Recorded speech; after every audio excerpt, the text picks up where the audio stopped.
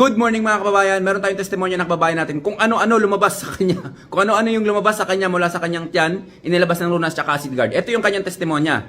3 days ko palang nainom ng Lunas at napansin ko, yung dumi ko may lumabas na puti na parang may maliliit na ugat. Di ko na kasi pinicturean. Tapos ngayon umaga, ganun pa din. Merong mga puti, parang oblong. Baka sebo na namuo. Pray ko kay God na wala na yung iniinda ko, sakit sa likod at tiyan. Nag-order na ulit ako ng PFC oil at isa pang Lunas. Magaling po talaga pang detox ang product nyo. God bless, sir. Okay, yung sinabi niyang magaling daw talaga pang detox. Again, mga kababayan, ang Lunas Herbal Capsule natin is number 1 na pang detox yan dito sa Pilipinas, no?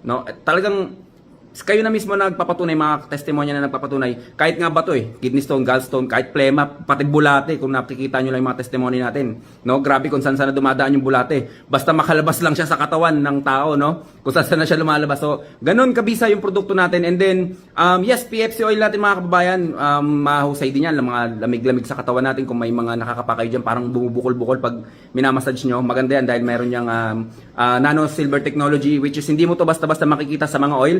Nandito lang yan sa produkto natin. Siyempre, of course, sabayan nyo rin ang Acid Guard. Yun lang mga kababayan, pwede kayong tumawag, mag-text sa mga call support natin or diretso kayo mag-PM sa page natin. Stay healthy, ako si Chance at ako magsasakang gala.